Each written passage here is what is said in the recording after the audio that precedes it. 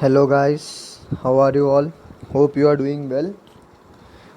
A small update regarding HDFC Bank quarter 4 results. So, let's understand what results the HDFC Bank has been given. So, first, comparing to the standard first learners, the bank net revenue. That means the bank net revenue has been increased by 18.2%. So, bhai, from the last in the last quarter, that means on the 31st March 2019, and comparing it with the 31st March 2000, there was an increase in the bank net revenue. That means total revenue has been increased by 18.2%. Now coming to interest income ही भाई bank की सबसे major business income है भाई. First understand, bank का major काम यही होता है कि कस्टमर से कहीं की डिपॉजिट्स लेके उसको आगे हैज़ ए लोन देते हैं और उस पर इंटरेस्ट इनकम अर्न करते हैं. Then they retain some their interest income and move on and carry forward that interest to the customer. So this is only the major business of the banking sector. So that means the net interest income has also been grown, which was reported on the 31st March 2019 was 13,089.5 crores, but on 31st March 2020 it was 15,204.1. That means ultimately there was a, you can almost say that means 1200 crores there was an increase in the net interest income. So in net interest income means interest income minus interest expenses. So this was even growth advances, that means advances has also increased. That means there was a deposits has also been increased by 24.3%. So ultimately there was an increase in the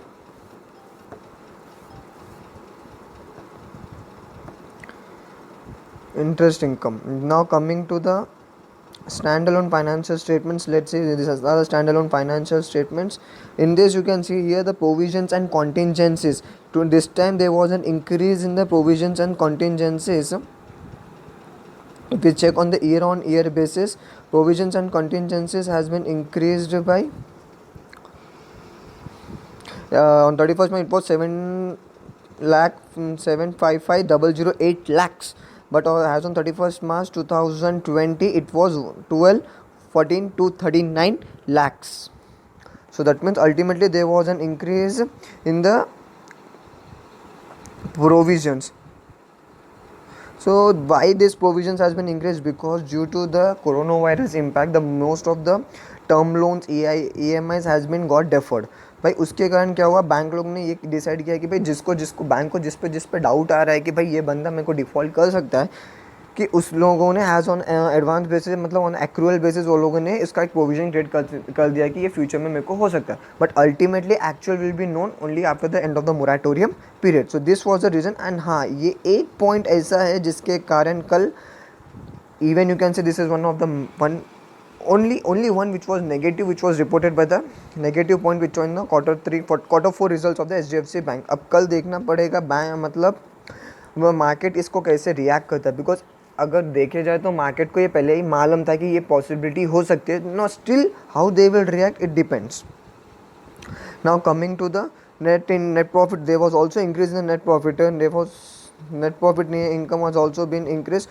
Now the main ratio you can see that the capital adequacy ratio, that means as we know जितना ज़्यादा capital adequacy ratio रहेगा उतना ही अच्छा bank के लिए होगा. तो मतलब as on 31st March 2019 it was 17.1%, but now it is 18.5%. now एक रेशियो जो अपन एनालाइज करते हैं बैंकिंग सेक्टर्स में वो होता है NP ratio, that mean non performing asset ratios. मतलब क्या है, बैंक जब किसी को लोन देती है तो वो लोग जब वो बंदा अगर डिफ़ॉल्ट कर देता है तो उसको बोलते हैं नॉन परफॉर्मिंग एसेट. से अगर वो डिफ़ॉल्ट कर रहा है, नहीं दे रहा है, तो non performing asset. So no let's see कई percentage which was reported. See on 31st March 2019 ये रेशियो जितना ज़्यादा कम होगा उतना ही बैंक के लिए अच्छा साबित माना जाता है. तो has that means the percentage of net profit on the net advances, you can that means you can say net NPA which was 0.39%. 0.39% I was on 31st March 2019, but it has been decreased by 0.03%. That means it's again good. मतलब banking HDFC Bank has a potentiality, that means has a quality to recover the loans. That means the loans which have been given by HDFC Bank are not has a capacity to recover their amount. So that means you can also see that means as on 31st March 2019, 31st December 2019 it was 0.48%. Ultimately it has been decreased to 0.36%. Percent. That means there is improve. That means HDFC के पास ये power है, पे potentiality है कि वो अपने पैसा recover कर सक रही है.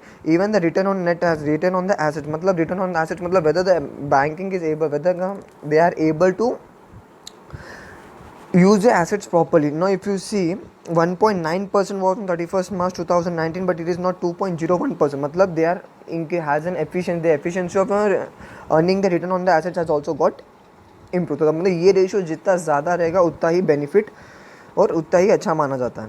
So this was some ratios. Now coming to the segments. Now say if we check the segments by treasury में, मतलब जो retail banking में, if you check the year on year basis, there was a last time it was 23, now it has been increased. So that means ultimately in every sector there was a segments revenue, ultimately there was an increase in the segment revenue. Now main point was, you can see here advances last time it was 81,940 0122, these are in the lakhs, but now it has been improved to 99. that means even advances मतलब अपने और लोगों को bank पैसा दे रहा है, और even deposits has also been increased. तो that means बैंक का जो कासा रेशियो है वो भी improve हो रहा है.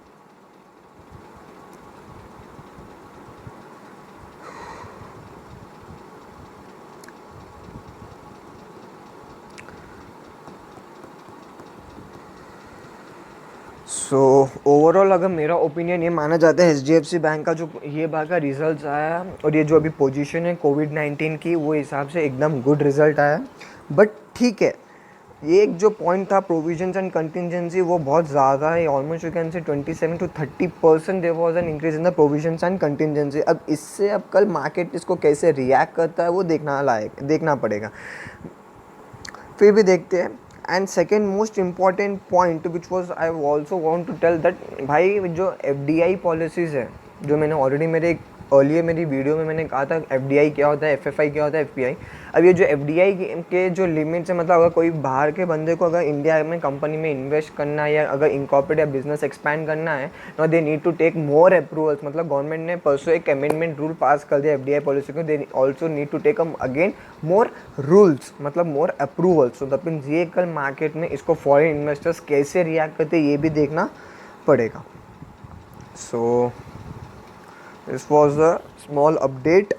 हाँ, अब मार्केट कल कैसे रिएक्ट करेगा वो बोल नहीं सकते, बिकॉज कल एक तो क्या होगा, अब कोरोना वायरस के जो क्यों सिचुएशन देख रहे हो उसमें day by day it has been increasing. Yesterday it was around 1300 cases was increase. आज तो भाई 1500 केसेस इंक्रीज हो चुका है. भाई रेशियो अगर दिन पे दिन अगर केसेस ऐसे बढ़ते जा रहे हो, अब कल से अगर थोड़ी एक्टिविटीज़ अगर रिलीज़ हो रही है, अब ये कल एक्टिविटीज से ना कोरोना वायरस के केसेस ना बढ़ जाए. फिर भी अब कल मार्केट इसको कैसे रिएक्ट करता है, एक तो FDI पॉलिसी का, और हाँ कल इवन इन्फोसिस के रिजल्ट्स भी आउट होने वाले हैं. HDFC का if you I can say that means it represent 10% of a Nifty. भाई जो निफ्टी का जो वेटेज, अगर अपन निफ्टी जो रिप्रेजेंट करता है मार्केट, अगर उसका अपन वेटेज देखते हैं तो HDFC बैंक का 10% है इसमें. तो कल ये जो HDFC बैंक है, even you can say Infosys का अराउंड 6% है. ये कल मार्केट को खिला सकते हैं, या तो ऊपर लेके जा सकते हैं या नीचे लेके जा सकते हैं. आप दोनों हिसाब से आपकी स्ट्रैटेजी लो. मॉर्निंग आप सिचुएशन देखो कि how buyers and sellers are reacting to the banking, that is to the bank, and accordingly take your strategies. So this was a small update. और हाँ, स्टे अपडेटेड, स्टे कनेक्टेड. भाई एक humble request है सबसे, जहाँ भी हो safe रहो, घर से मत निकलो, केसेस इतने बढ़ रहे हैं. Please be at your home, stay safe, stay with your family members. Bye bye, take care. और हाँ, subscribe the channel, do press the like button.